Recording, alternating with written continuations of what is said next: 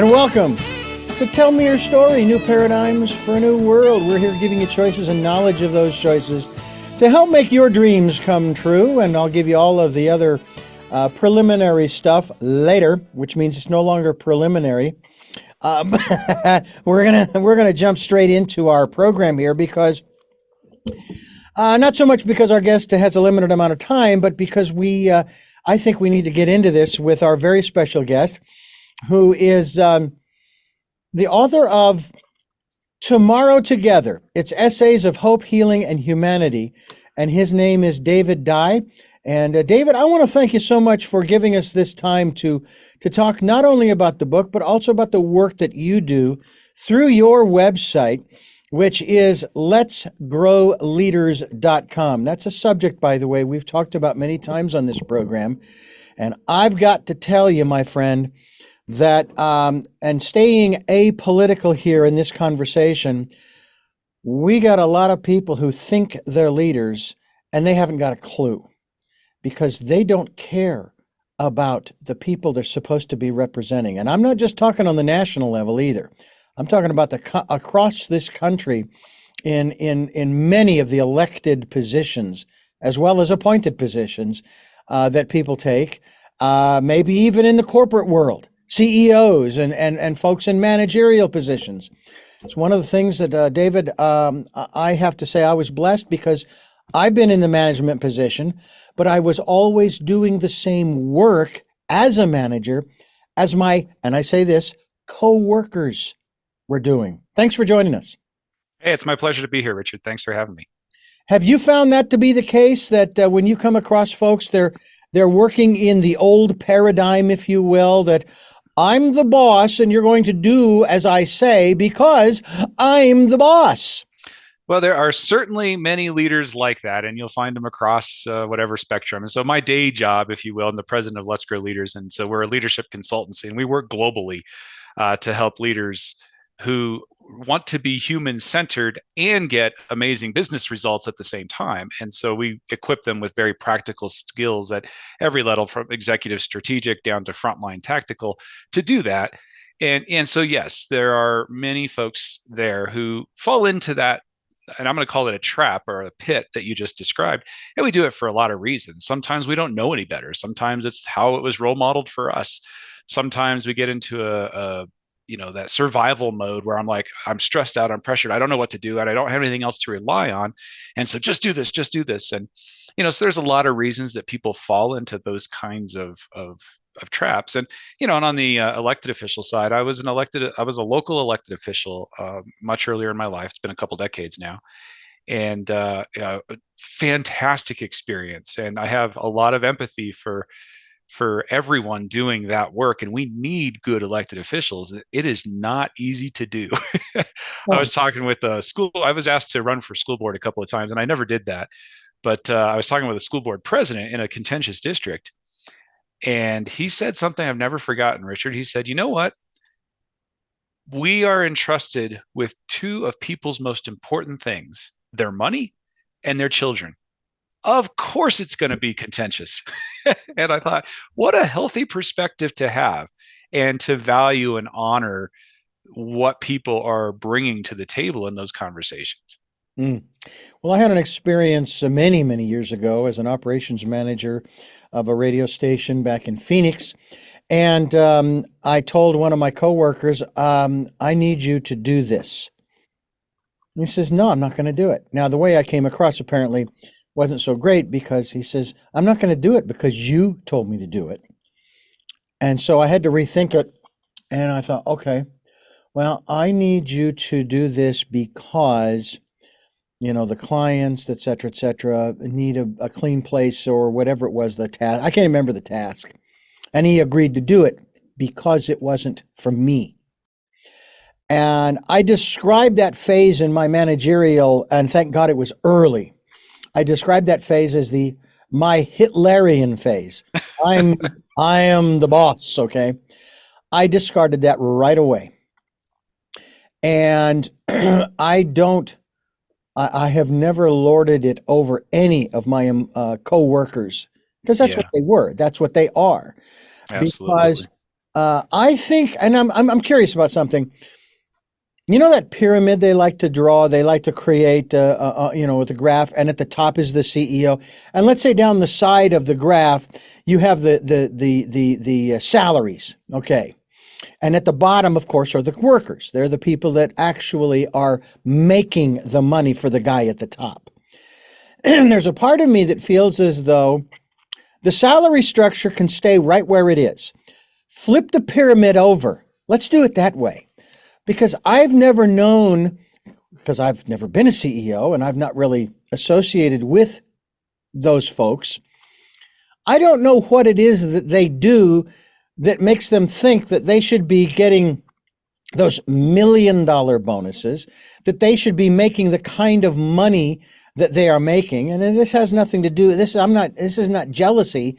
It's the fact that it's almost as if they've forgotten what it's like working down at the bottom of the pyramid. It's one of the reasons I love the television program Undercover Boss, Yeah. because it Yeah. opens Powerful up show. people's eyes. Yeah, powerful show. There's we could talk about that topic for a whole hour, and there's a lot that goes into that.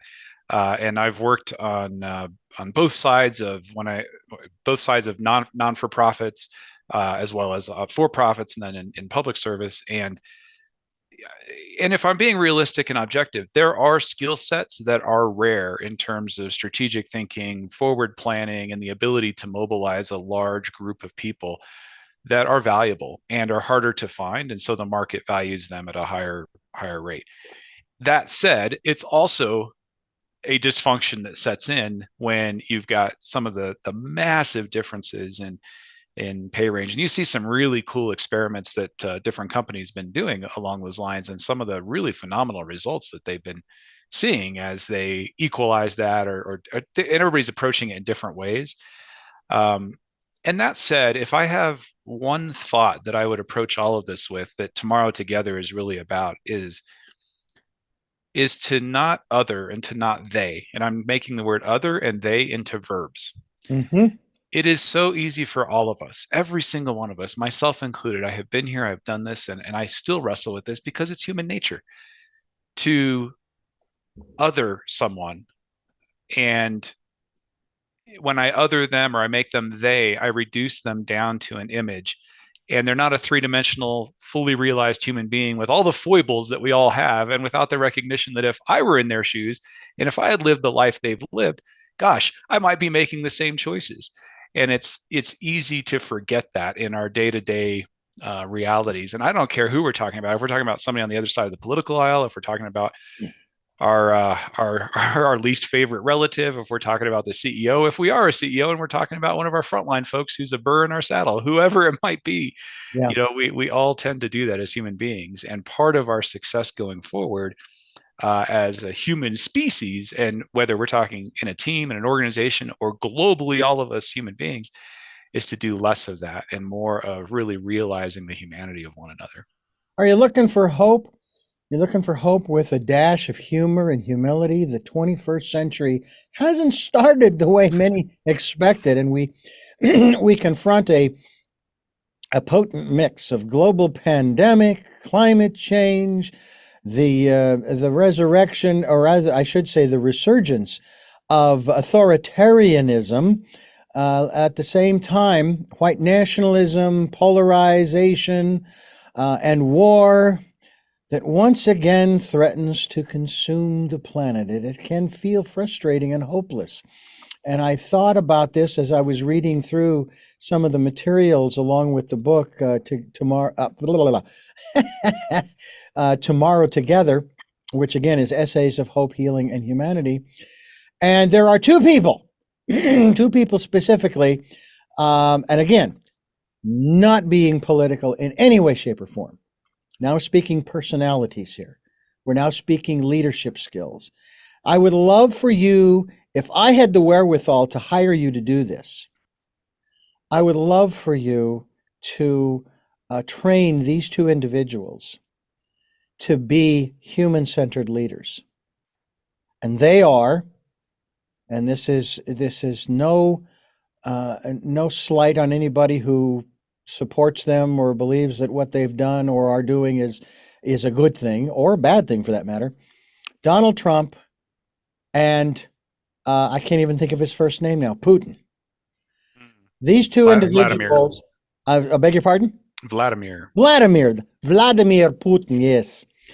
I would like to see you train them to actually be human centered leaders. They certainly have the charisma at some level to have gotten to where they are. But somewhere along the way, whether they ever had it in the first place, but somewhere along the way, they have lost that connection. And there are others around the world, I'm sure you've come across this, who've lost their connection to their own humanity. Yeah. And I have to say, I don't want, for example, I was talking about this when the war first started in early 2022. I says, if I had the wherewithal, I'd get on a plane. I'd fly to Moscow. I would go into the Kremlin. I would walk down that 40-foot table. I would grab that little nutball by the ear and say, your mother is ashamed of you. And we don't play this way in the 21st century. You are on a permanent timeout. I don't want him killed. Okay.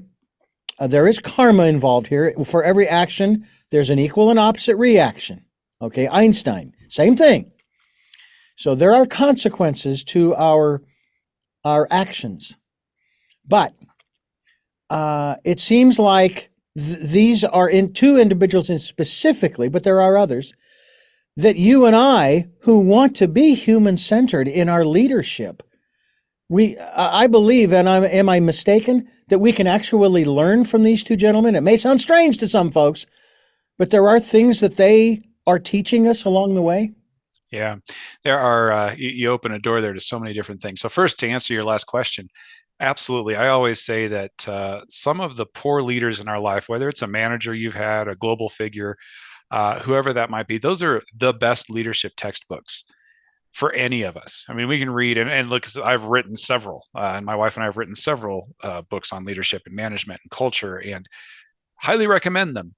That said, one of the best, most meaningful textbooks you'll ever have is a leader who you look at and go, wow, I don't ever want to do what they're doing.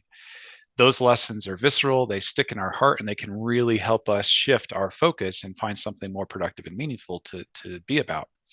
That said, for those two individuals in particular, you know, they come from somewhere. And this is the part that I hope everybody listening, it's easy for us to put our focus on other people. Mm-hmm. And do we do the same thing?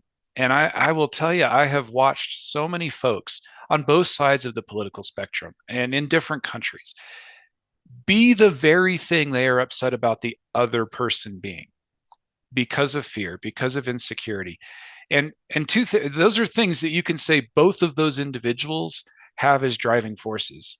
I don't know them. I'm not a psychoanalyst. I don't know either of them personally. Haven't met either of them personally. But and from what you read, there is some insecurity driving that, and that need for power and for prestige and for something that is driving them. And it's this aching need that they've got that all of us can relate with at some Mm-hmm. level, even if it's in a smaller way. And it's how we manage that. And so when you talk about, I wish I could train them, for me, that training couldn't happen until that hurt is healed. And that's a significant hurt. Well, so what do I do about that as a human being living on now a planet of 8 billion people? Because I don't know either of them. I'm not going to directly, are they going to read? Love it if they would. And if you want to send them a copy, I'll be happy to autograph it. That said, there isn't a Russian translation available yet. That said, the work that's available for each of us is in our sphere of influence. And are we living those values that we're critical of other people for? Oh, gosh, they're really working out of a lot of insecurity there.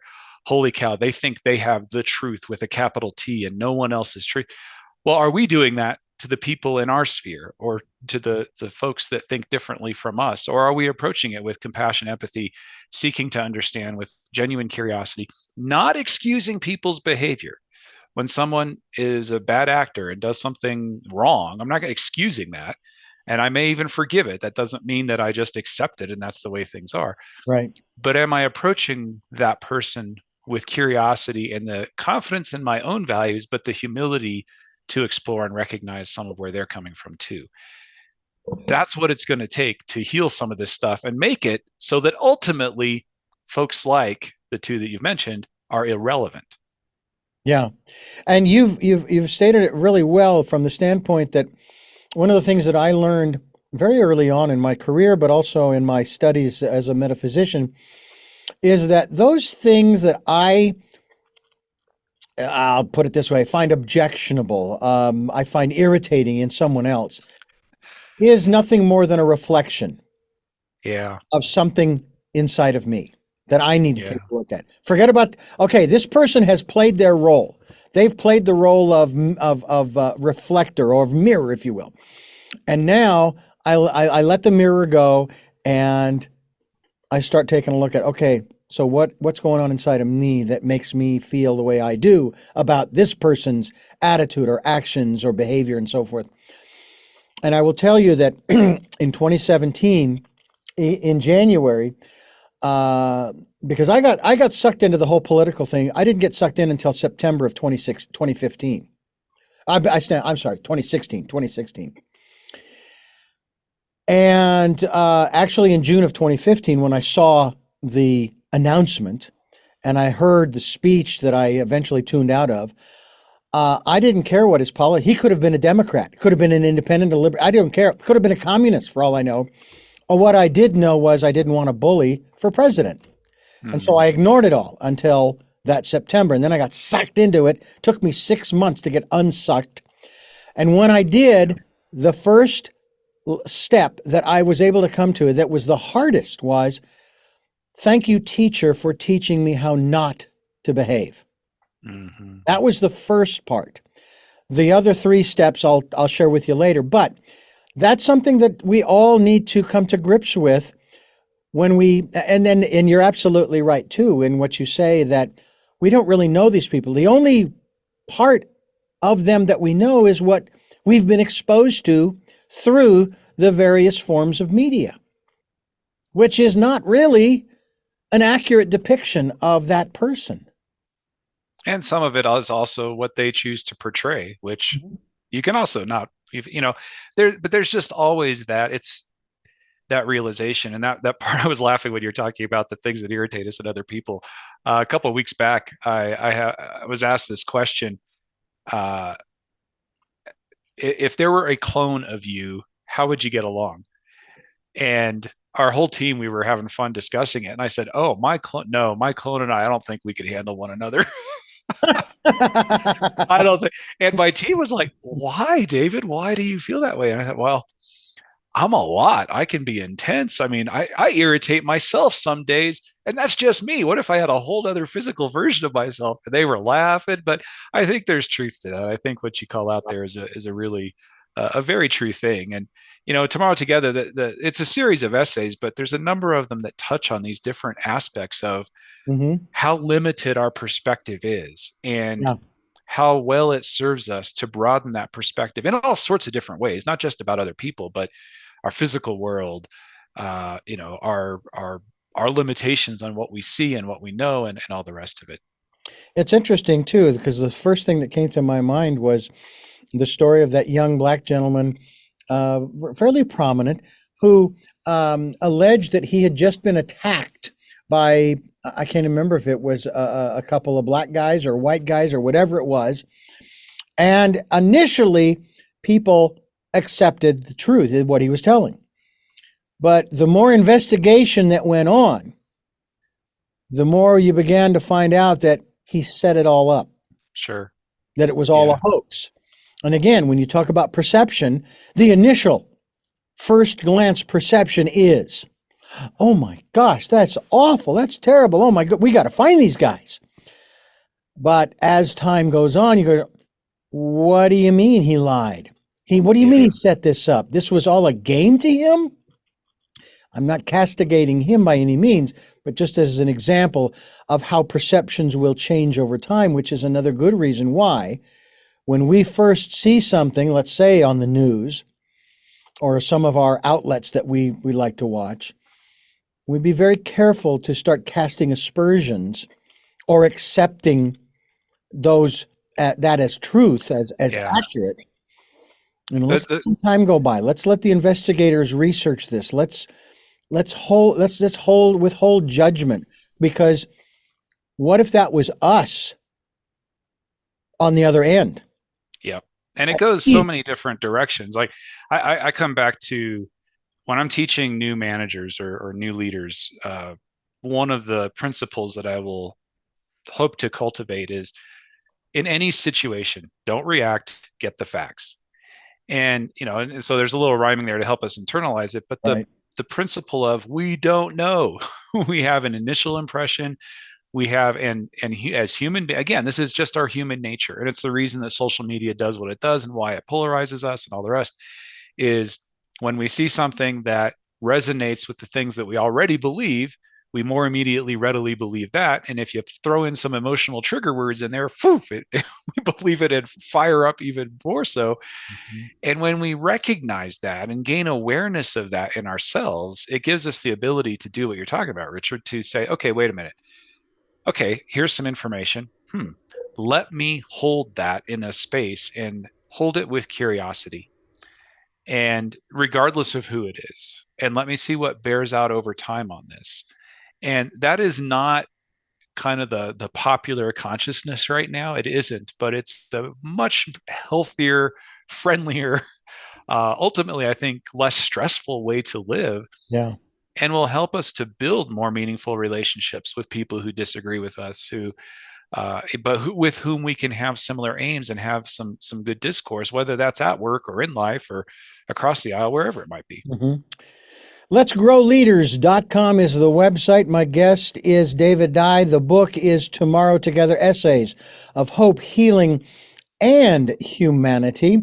There is hope because we have the resources, wisdom, and most importantly, we have one another. As we continue here on Tell Me Your Story, I'm Richard Dugan, your host, and David Dye, it's a great pleasure to have you on the program to talk about this latest work, Tomorrow Together, and the work that you are doing to help to form the leaders, if you will, of tomorrow, whether they actually take leadership roles over numbers of people or even take a leadership role in their own lives. Find Absolutely. that to be the case a lot of times that the folks sometimes that you work with, they haven't even taken a leadership role in their own lives. What's interesting, if we take it back to the work setting and kind of professional or corporate leadership and management, is I really think there are five common reasons people take those roles. I call them the five P's. Three of them are things that we've talked a little bit about here. So power, that notion of I'm going to have the ability to tell people what to do, which by the way is an illusion, but people do fall into that thinking that's a reason for it. Pride or prestige, they get some gratification from the letters that come after their name or the thing on the title, whatever it is. uh, Again, if that's a motivation, that's a hole you're never going to fill, but it's something that drives people in that direction.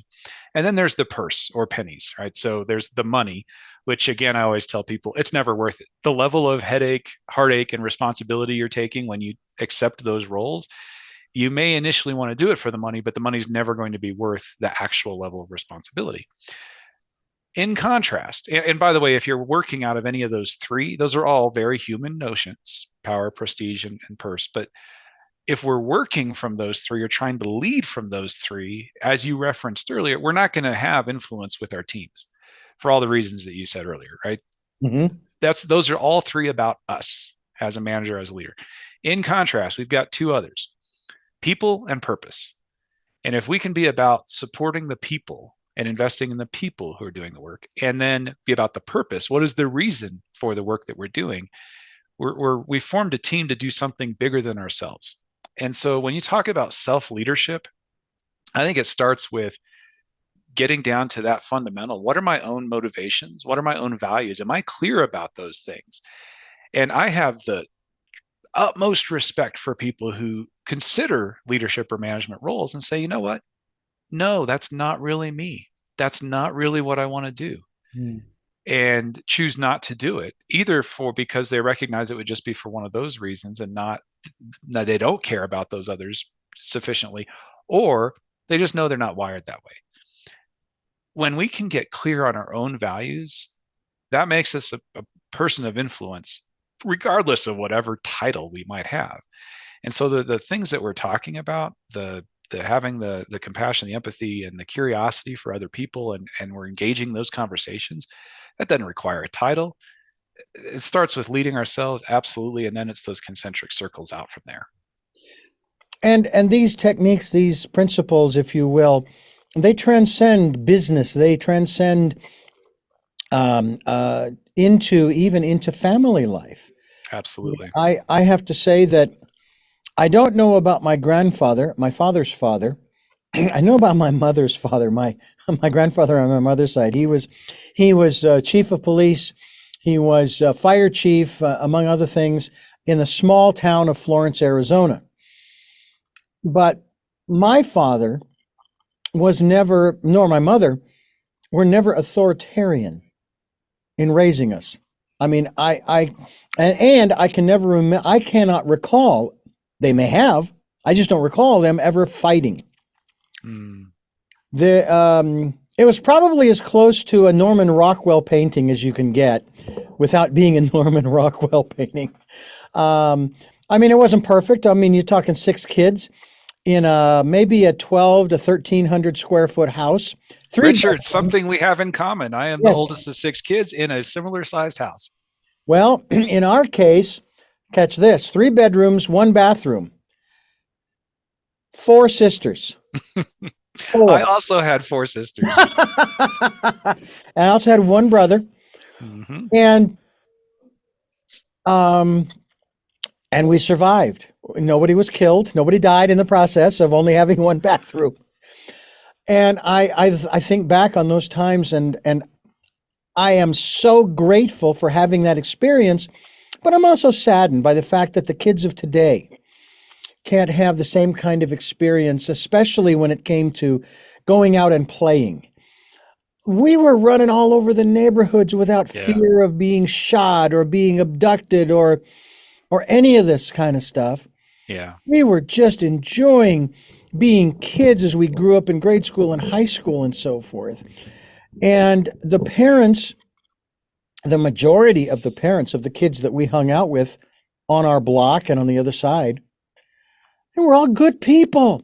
There was no, as far as we knew, nobody was being abused. No one was being hit, mercilessly for misbehaving and so forth. And for the most part, we all obeyed our parents. When it was time to, and they hollered to come inside. Not out of fear. Oh, there's mom calling us in. Got to go. It was just what we did. Mm-hmm. And I have to wonder about how kids are being raised today differently than they were in my day as a kid. Um, I mean, I still remember my mother saying to me, we were having a conversation years after I got out of school. I was bullied a lot because I was legally blind in school. And I remember my mother saying at this conversation when I think I was in my 20s, and she says, I am really sorry that we couldn't protect you better, which I thought was a rather interesting admission, so to speak. But it was like, what are you going to do? Follow me around through 12 years of school? You can't do that. I mean, I appreciate the sentiment, but it's not something that I don't think that, I would ever expect a parent to do. Yeah, you want to keep your kids safe and everything. And today, that's the other big thing is kids in school. I can't imagine going to school today because I wouldn't feel safe going to school because you never know if you're going to get to go home because of the times in which we live today. It's such a difference. Do you Well, have and certainly the leadership qualities have changed over the years, if you will, right? I mean, we've had the authoritarian, patriarchal kinds of things. Is the influx of women in leadership roles changing the model, the paradigm of leadership? oh, I want to go back. So again, several questions to unpack there and walk through. So first, I want to go to the idea of how young people are coming up, because I find it useful to look at the continuum. There's not a way that young people are raised. Now, the information and the internet, that is a thing that is vastly, vastly different. And the digital native generation is very different in that regard than anything that's come before it. And I think we really got to be paying a lot of attention to that. That said, there are other elements of how my wife and I talk every once in a while, and how grateful we are for some of the experiences and some of the attitudes and values that have shifted and changed for our kids versus what we experienced when we were young. And there are some positive changes as well as some of the challenging changes that I agree with you. Like I wish that kids had that same freedom to go out and play outside the way that you and I did. I had a similar experience. My friends and I would run around the neighborhood until Hmm. 6 o'clock or when it got dark. And if I wasn't home by dark, I got in trouble. And not because, like you said, authoritarian, because they were worried about me, right? So Exactly. so there are positives and there are challenges, and it's different, but there are also some good things. I don't want to throw all of that out, so we want to acknowledge those. Then the second thing that the question you're asking about women in leadership, and so first I would say uh, long overdue and still not where it needs to be. So if you look at the makeup of, like you were saying, CEOs or top executive leadership, still a lot of work to do in terms of equity and having an equitable workplace where everybody is being valued in a similar fashion for what they're bringing. So we've got a lot to do there. That said, is there a shift? And my answer is yes and no. I have met some female senior leaders, executives who were as, for lack of better word, using what you call patriarchal, authoritarian, and Hmm. abusive as anybody could possibly be. And I've met some others who were incredibly um, progressive and forward looking in their leadership and built amazing organizations who were doing phenomenal things and adding massive value to their employees, to the community, and to in the products and services they're providing for customers. So so first I want to acknowledge that there's not a universal there. Second is, I think on the whole, all of us benefit when we have more of both kinds of energies. When we've got that linear, directive, forward pushing kind of, let's call it masculine male energy, right? We need that as human beings. And we also need the in the moment and the embracing the surrounding. If you want to call it yin yang or sun and moon, or I don't care what you call it, we need all of it. And we're healthier and more effective together when we have all of those things.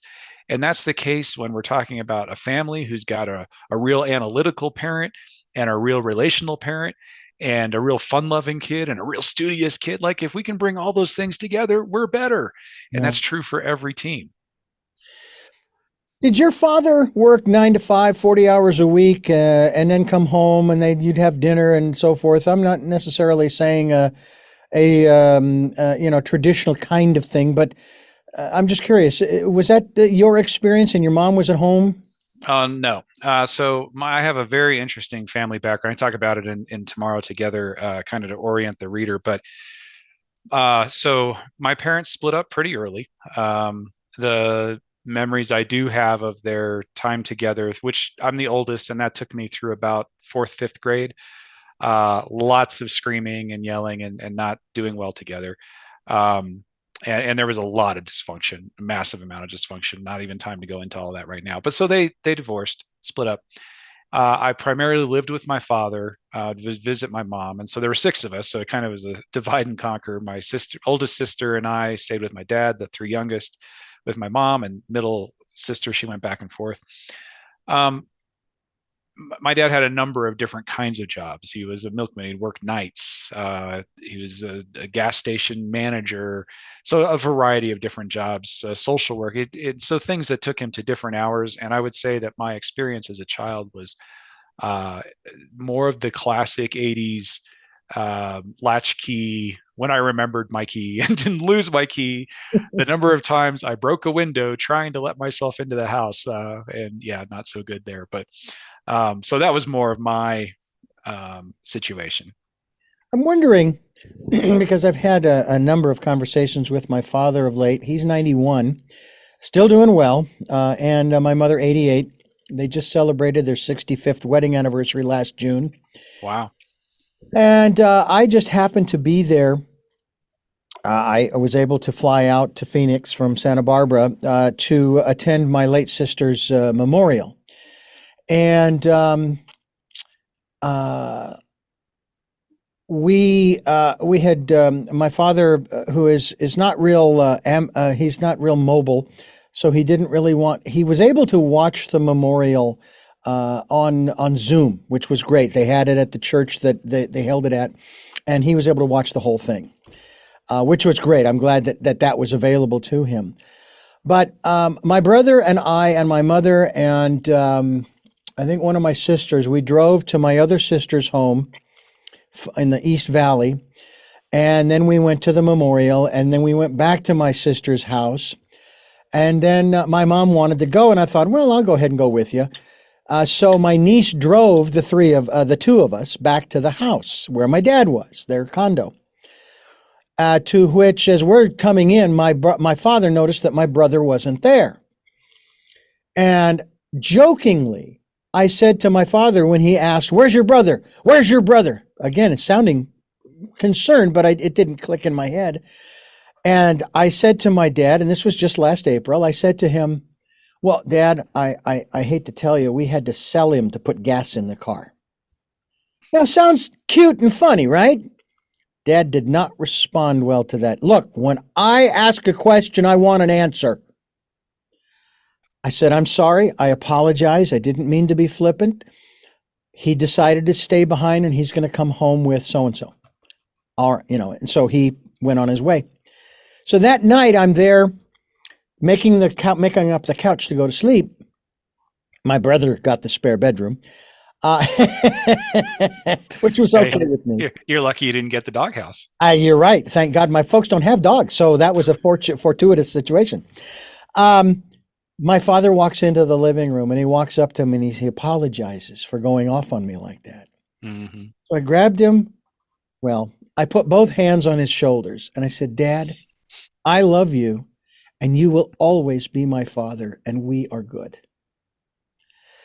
And then I watched just recently this movie, and this goes to the leadership I think that my father did show, because he has shared with us that he feels that my mother did more of the raising of us than he did. That he really wasn't around. Well, he wasn't around because he was working 9 to 5, but he was home at night. He didn't drive either. My mother would go pick him up and bring him home, and then take him to work in the morning. And he was this has been his attitude for apparently from a number of years, that he doesn't feel that he really had that much of an influence in the raising of us. Well, I happened to watch this movie called I Can Only Imagine. And it's about this young man. It tells his story as a child and growing up with his father, who was rather abusive. He ends up as an adult writing a song about his father, dedicated to his father, that his father wasn't such a bad guy. I mean, yeah, there were these hard times, but he was still my father. Well, after seeing this movie, I decided to give my father a call, and I said, "Dad, you've often said, you've made it clear that you don't feel like you really had much of an influence." I said, "Dad, I wouldn't be half the man I am today if it weren't for you." And I'm hoping that sunk in to that 91-year-old Yeah. brain of his, because that's to me the kind of leadership that allows me to be that vulnerable with my father, who in rare instances was that way with us as we were growing up. Yeah. And You it's not know, like he was a tough guy either. oh yeah, yeah. And when you're that vulnerability of taking responsibility is so powerful from a leadership perspective. And I want to acknowledge something else that you did there, Richard, which in section 2, there's an essay called "Can I Ask a Favor?" And it's about a woman, retired naval commander. Her name is Mary Kelly. Amazing woman. She's a powerhouse. She is one of the reasons that I'm writing today. She encouraged me, took me by the shoulders, gave me the Commander Kelly look, I call it, and said, "You are going to finish that book." And this was one of the very first books I was writing, and walked me through how. And then when she read it, came up and said, "David, you're a good writer." And I said, "Thanks, Mary, I appreciate it." She said, "No, no, no, you're not listening to me. You're a good writer. Hmm. You need to write." Okay, so she did that, just like your dad did things for you, right? And we all have people who do things for us and invest in us in different ways. Here's the question: are we doing what you did? Are we going back and saying thank you? And if you're listening today and you're thinking of someone in your life, I guarantee you there's someone in your life who's invested in you and made a difference for you. And my invitation for you, as soon as you finish listening to the show, text them, call them, send them an email, and do what Richard just said, "Hey, listen, it's been a minute, but I want you to know the difference you made in my life, and I want to say thank you." And if we can do that, holy cow, what you talk about easy things to do. It's not that hard, but boy, we get busy and every running around. And what a difference that can make. It's a principle. And every time I see someone doing that, I like to acknowledge it, Richard. I think that's such an important thing. And I also have to say too that there is going to be guys in particular that are going to have a hard time with that because they've been raised. Matter of fact, I just happened to be watching. I haven't finished it yet. I'm still working on finishing it. The documentary about Danny Trejo, the rise of Danny Trejo, the actor. He always plays the tough guy, and I had the great pleasure of being part of a panel that was interviewing him via Zoom a few years back. And the man is a funny guy too, because we're sitting there talking, da da da da da, and we talked about how oh yeah, there was this one movie you pulled out a machete, you know. The next thing we know, he's sitting on a couch. The next thing we know, he reaches down behind him in the cushions and he pulls out a machete. Of course he does. It's his trademark. You've got a hat, he's got a machete. Oh, but the vulnerability that he, the tough guy, was showing in this documentary. Mm. But also, I got to know him through that interview process that I was part of. I mean, what a great guy. So you start taking a look at the way that men are raised. And I'm not saying that I'm not talking about toxic masculinity or whatever that means. But in terms of being fully human, Yes. because we have all of the same emotions that our female counterparts have. Okay? It's just, do we choose to express that? And in a leadership role, that's even harder, isn't it? Because the traditional thing is, look, you are not friends with these people. You are their boss. That's like the traditional way of looking at it. And I just sit there going, no, I'm a human being and they're a human being. It just so happens we're working together in the same place. Why can't I be a human being with them in this place? Are You you seeing that changing considerably? I mean, because I can't see this going on much longer because it's going to destroy companies as well as individuals. Yeah, there is definitely an evolving reality, I think, in humanity, at least in the Western world, or let's just limit it to the U.S. of what you're talking about. And we've got a long way to go when we talk about the dysfunction or unhealthiness and how men have dealt with their emotions, the way that we've been raised, all of that, Mhm. and all the dysfunction that it leads to. And you're absolutely right. And it's something that I think every single one of us has to wrestle with. And as men, it's up to us to figure it out. It's not something that we should be going to women and say, "Hey, do you have, like, we got to sort this out for ourselves and support one another in that journey." And I've been tremendously fortunate to have some good male friends to do that work with, and we have hard conversations about some of these topics and challenge one another in our thinking. And to find the people who you can do that with is valuable. That doesn't mean any lack of strength. It doesn't mean a lack of showing up and taking responsibility when you need to, and all of those things. It's a both and here. So we're not sacrificing one to do the other. How about, go ahead, go ahead. Well, I was getting to the second half of your question, but go ahead. You had an interjection I there. was just going to jump in and ask you about, uh, um, now I've got to try to bring it back because I think I just lost it. The aspect of being the fixer. The guys are the fixers, and especially in relationships, with your spouse, sometimes she just wants to share. She's not looking for you to fix anything. She just wants to get to vent, so to speak. Yep. But that happens in the workplace too. Do you ever find Absolutely. that aspect of it, in this context of what we're talking about, sometimes the employee, if I can use that term, or coworker, just needs to blow off some steam, just to let it out. Yeah. Yeah. They're upset It's over a decision. They don't understand why the decision was made, let's say, or whatever the case may be. And they just need to let it out. And you need to be able to step in and say, I'm listening. I'm listening. I won't try to fix because that's not what you need. Yep. And it's something I've written about extensively from a number of different angles. So let's take the one that you just said. When somebody comes with a complaint or event or something, we need to listen and we need to diagnose. It's part of the responsibility as leaders with which we are entrusted, just as we are as fathers or husbands or spouses or partners, to say, all right, what is actually happening here? And is this person needing support? Are they needing an intervention? Sometimes they are. Sometimes it's helping the person be able to solve their own problem. And other times it's just that listening ear. So, what's the most effective role we can play? Well, we have to tune our listening and our radar and our discernment to be able to sort that out. And good leaders and good human beings, and effect, when I say good, I mean effective, Mm-hmm. do that, and we do it well.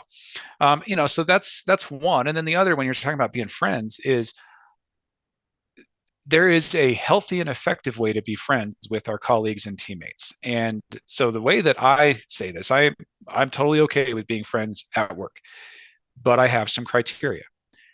I will be friends with someone if I believe that they understand that I also sometimes am going to have to make decisions that put the needs of the team above the needs of our friendship, because that's the responsibility I've accepted as the leader of this team, as I'm responsible for supporting the entire team, not just the people I'm friends with. Mm. If they're okay with that, that's good. Also, if I needed to fire them for poor performance, or for they did something wrong or became a bully, or I don't know any of that, and like we coached and worked our way through it, and I had to let them go, could we still be friends? If I think that's the case, then I will open myself to friendship with that person. And when I say friendship, my personality is such that I can count my close friends on one or two hands. And then there's concentric circles. There's close friends, then there's this next level of friends, then there's friendly acquaintances, and then there's, people I'm friendly with, but we're not like friend, like I have Yeah. these definitions and ranges. But if you're going to get into that closer circle, and by the way, I have had some of those friendships, and we're friends to this day, many, many years after. But that's the level of understanding that I think it takes. And then the second thing is, as a leader, when you're having these conversations, particularly if you get put in a position of management or leadership with someone with whom you have been friends, one of the most important things you can do is have a discussion right up front.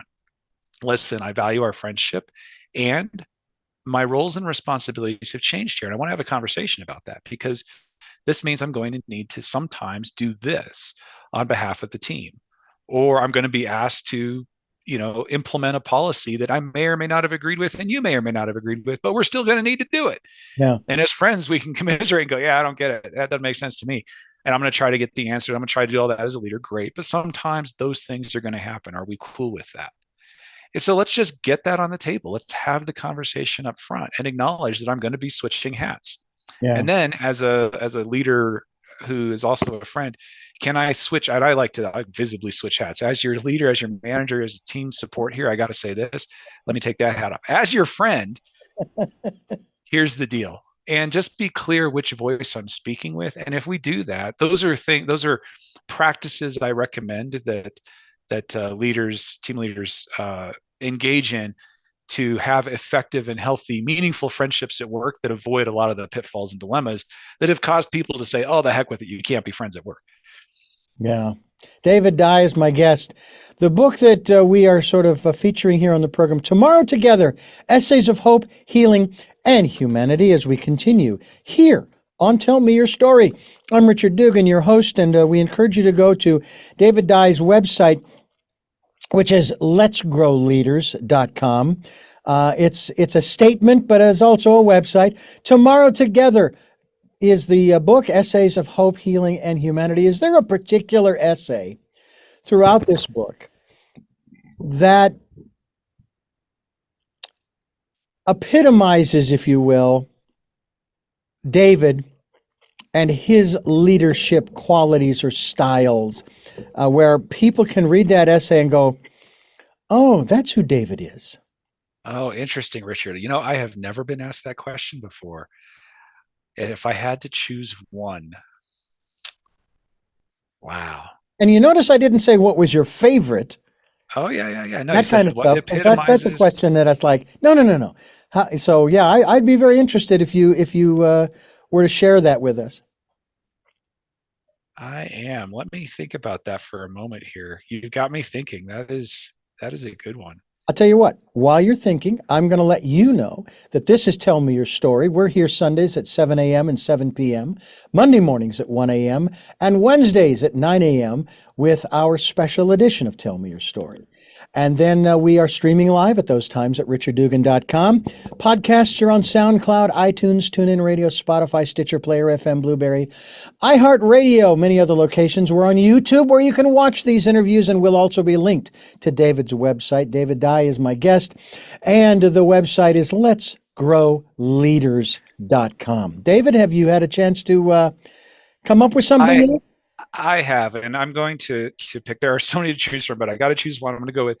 It's called People and Trees, and so I start by I quote this article that was in a New York newspaper back during the Civil War, U.S. Civil War, where Abraham Lincoln was asked about General Grant, and people were complaining about General Grant and saying he was a drunkard and you got to get him out of there. And Lincoln says, "Well, gentlemen, you surprise me. Can you tell me where he gets his whiskey?" And they said, "Well, no, we can't. Why do you want to know?" And President Lincoln is supposed to have said, "Well, if you can find out, I want to give all my generals whatever whiskey he's drinking because everybody needs that. I need that level of performance from all my generals." And here's what he was getting at. And there are other leaders who have said similar things, like King George, I think the second it was, who Lincoln probably would have read.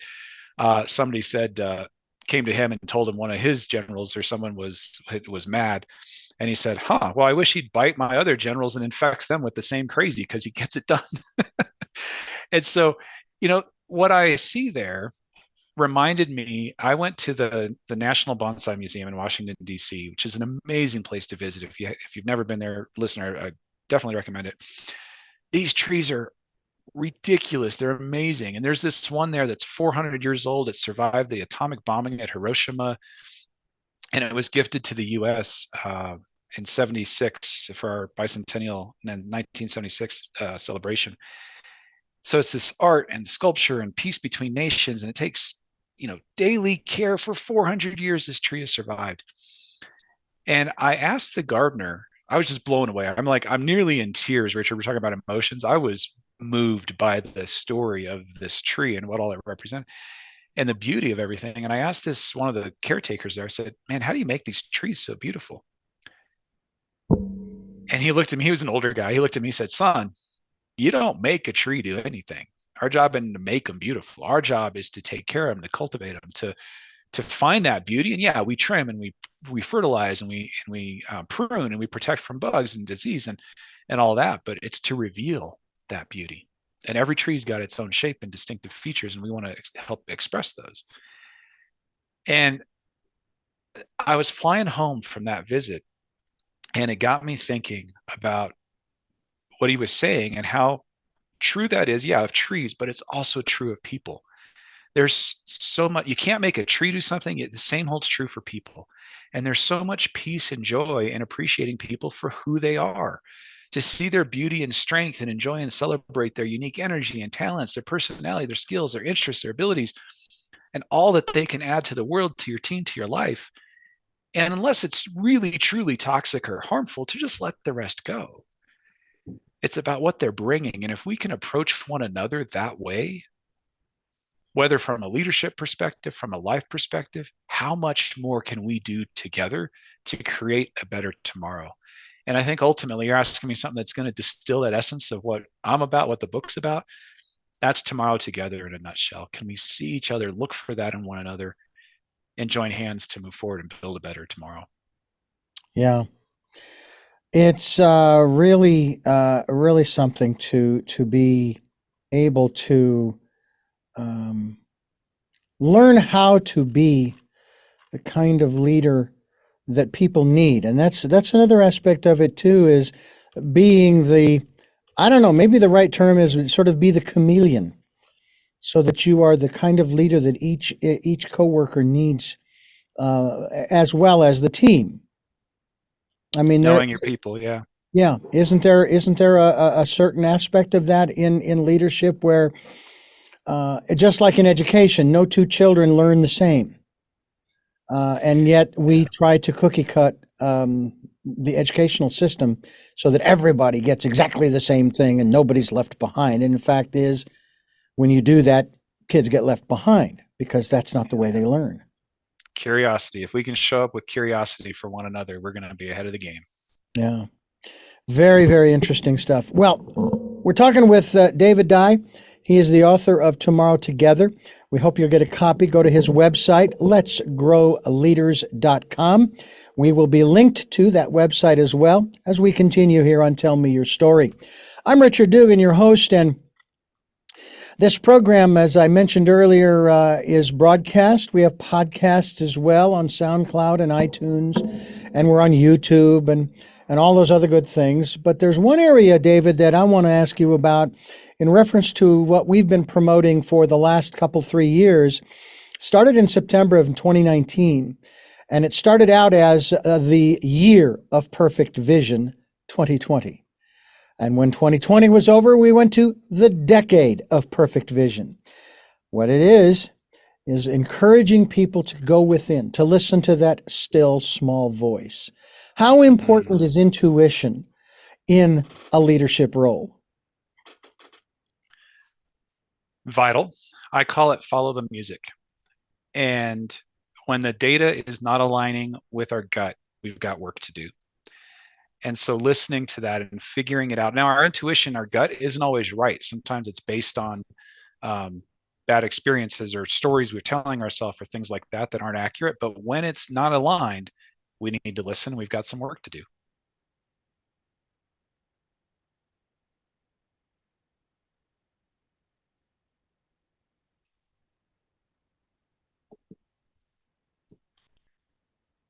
The more I listen to that still small voice, the more I follow the promptings, the easier it gets over time. So it almost becomes second nature.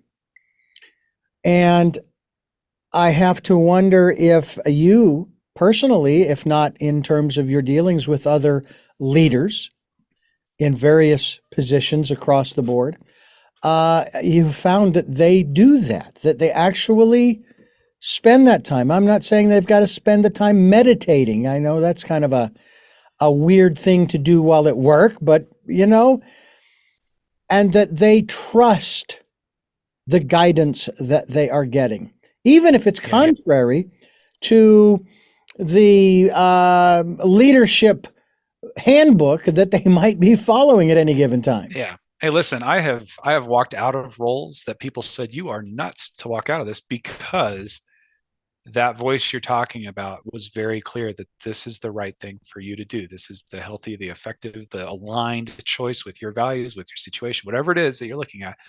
It doesn't have to make sense to other people. But if we're not true to ourselves, even if, and then also stay curious and leave room for learning. 10 years in the future, I might not make the same choice, but that's the choice I needed to make in that moment. And that's part of developing that confidence and humility that are a core part of our effectiveness. Absolutely. Hmm. This has been an interesting conversation. I've really enjoyed this, and it's been very enlightening as well. One other area I want to talk about before we wrap things up is the aspect of the appropriate amount of appreciation. I had an experience. It was on a Veterans Day in 1999. And prior to the morning show broadcast of that day, the PD brought us in, with the exception of the host of the show, for 3 hours or four. No, it was 4 hours. This guy was on for 4 hours. I was his producer. I'm running the board and making sure everything gets played and the commercials and so forth. And the PD says, "Look, our host, Austin Hill, really intelligent. This guy is smarter than you can shake a stick at. But what we want to bring out of him is his emotion. We want to get him to be more warm and fuzzy, so to speak." All right. So we get to the show, we go through the 4 hours, we're wrapping up 9:58, 59, and he is saying his goodbyes, and all of a sudden, Austin, starts to break down. And the first thought that went through my mind was, oh, wait a minute. I mean, we wanted to bring out the emotions. We didn't want to make him cry. Anyway, the show went flawlessly. We're off the air. We're into the news. I knew the show was perfect. It went fabulous. And I was so excited because it was like, oh, yeah, that was great. The PD walks into the control room, stands in front of me. I can't see Austin through the glass now. He puts his hand out and he says, all he said was, 4 stars. And I shook his hand and I'm going, wow. Now, I didn't think that I was the greatest producer in the world. I took it for what it was worth. That 4 hours was really appreciated. It went so well. It went flawlessly. And we got the host to cry. We got him to emote. Do you find that leaders sometimes will go overboard? And also sometimes they'll undercut. They won't If really show the employee, the coworker, the appreciation that they really do deserve for the hard work that they've put in. Yeah. And Richard, I want to acknowledge I have to be a little brief on this answer because I've got another call coming in right as we're talking here. But Okay. if I were to um, frame that, I would say that more often than not, leaders are not giving enough encouragement, um, expressing gratitude frequently enough, or often enough. If you're going overboard with it, people will let you know. Mm. But if I had to say that the default is nowhere near enough, Yeah. and we can all use a little more of that in our life. And I hate to have to end it here. I do have 3 questions. They're very brief. The first one is, who is David Dye? David Dye is a leader, a writer, an author, a husband, a father, now a grandfather, but someone who deeply believes there is hope for us in the future if we will extend our hands to one another, be curious about one another, and make the choice of curiosity and empathy. And what is your life's purpose? Leave it better than I found it. I'm an old Boy Scout, so camping motto, every campground, we wanted to leave it better than we found it, and that's my goal with life. And the last one is, what was your best day? Ooh, best day. So many to choose from. Best day recently. I just did my first ultra marathon. I ran just under 33 miles over some Oh, trails. That was an amazing, transformative experience that weeks later I am still processing. Well, congratulations on that and on being a grandfather. And I thank you again for joining us here on the program. I thank you for listening to Tell Me Your Story, New Paradigms for a New World. Until our next broadcast, podcast, videocast, love to lol. And Jeanette, I am listening.